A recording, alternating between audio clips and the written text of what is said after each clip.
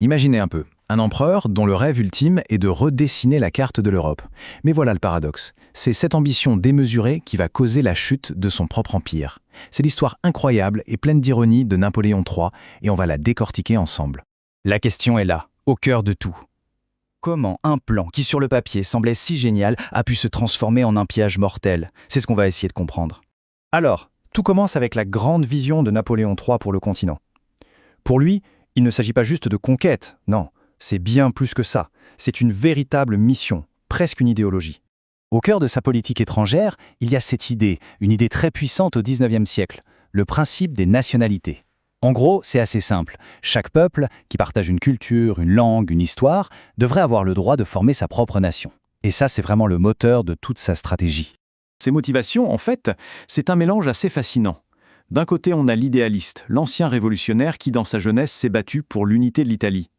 Et de l'autre, on a le stratège, le chef d'État, qui se dit qu'en aidant à créer de nouveaux pays, la France deviendra l'arbitre de l'Europe, celle qui tire les ficelles. Bon, passons au premier grand test de cette politique, l'Italie. À première vue, on pourrait croire à un succès total. Mais comme on va le voir, ce succès va vite se transformer en un véritable casse-tête.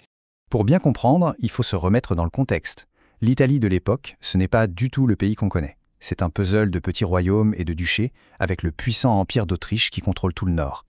Mais au milieu de tout ça, il y a un petit royaume qui résiste, le Piémont-Sardaigne, avec à sa tête un ministre de génie, Cavour, qui a un rêve, unifier toute la péninsule. Et à partir de là, tout s'emballe. Un accord secret est signé, la France entre en guerre aux côtés du Piémont, les victoires s'enchaînent, Magenta, Solferino, des noms qui résonnent encore. Au même moment, au sud, le légendaire Garibaldi et ses fameuses chemises rouges lancent une offensive incroyable. Et en à peine 3 ans, un nouveau pays est né sur la carte de l'Europe, l'Italie. Mais attention, Napoléon III n'est pas un sentimental. Ce soutien a un prix, bien sûr. En échange de son aide militaire, il négocie et il obtient le rattachement de 2 nouveaux territoires à la France, le comté de Nice et le duché de Savoie. C'est un gain stratégique et très concret. Et c'est là que les choses se compliquent. C'est là que le piège commence à se refermer. Parce que Napoléon III est complètement coincé.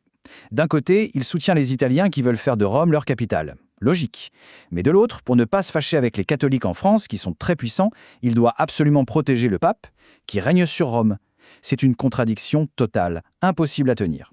Et il y a cette petite phrase qu'on entendait partout en Italie, qui résume tout. Montana a tué Magenta. Montana, c'est une bataille où l'armée française va écraser les volontaires italiens de Garibaldi qui tentaient de prendre Rome. En un seul jour, tout le souvenir de l'aide française à Magenta est effacé. La France n'est plus vue comme une alliée, mais comme un obstacle. La conséquence de cette politique bancale, elle va être terrible. Quelques années plus tard, en 1870, quand la France se retrouvera seule en guerre contre un ennemi redoutable, la Prusse, l'Italie, eh bien elle ne bougera pas d'un pouce. Le pays que la France a aidé à naître la laissera tomber. Et pendant que la France est occupée à se mettre l'Italie à dos, une autre puissance monte en flèche en Europe. Une puissance avec un plan qui, lui, sera fatal pour l'Empire. C'est la Prusse qui rêve d'unifier tous les États allemands autour d'elle. On a donc 2 hommes, 2 visions qui s'affrontent. D'un côté, l'idéalisme un peu brouillon de Napoléon III, et de l'autre, le pragmatisme froid comme l'acier d'Otto von Bismarck, le chancelier prussien. Son credo à lui, c'est la realpolitik. En clair, oublier les grands principes et les belles idées. Seul compte la force, le calcul et l'intérêt national. Et Bismarck, lui, il ne laisse rien au hasard. C'est un métronome. Il a un plan en 3 étapes, limpide. D'abord, une petite guerre contre le Danemark pour récupérer des territoires. Ensuite, une guerre éclair contre l'Autriche pour l'exclure du jeu allemand. Il ne lui manque plus qu'une dernière pièce à son puzzle, une grande guerre contre un ennemi commun qui soudera tous les Allemands. Et cet ennemi, c'est tout trouvé, ce sera la France. Et pendant que Bismarck avance ses pions avec une précision chirurgicale, Napoléon III va commettre une bourde diplomatique colossale. Il tente de monnayer sa neutralité dans les affaires allemandes en réclamant des compensations, ce que Bismarck appellera avec mépris des pourboires, des territoires comme la Belgique ou le Luxembourg. Une approche qui manque cruellement de finesse et qui va se retourner contre lui. Bismarck, qui est un manipulateur de génie, n'attendait que ça. Il s'empresse de faire savoir, discrètement bien sûr, les appétits français aux autres États allemands du Sud. Le résultat, c'est la panique. Terrifiés à l'idée d'être les prochains sur la liste, ces États se jettent dans les bras de la Prusse et signent des alliances militaires. Le piège est parfait, Napoléon III vient de s'isoler lui-même. La table est mise, le piège est en place. Il ne reste plus à Bismarck qu'à le refermer. Pour le Second Empire, c'est le début de la fin. Le coup de grâce de Bismarck, c'est un chef-d'œuvre de manipulation, une sorte de fake news avant l'heure, la fameuse dépêche d'Ems.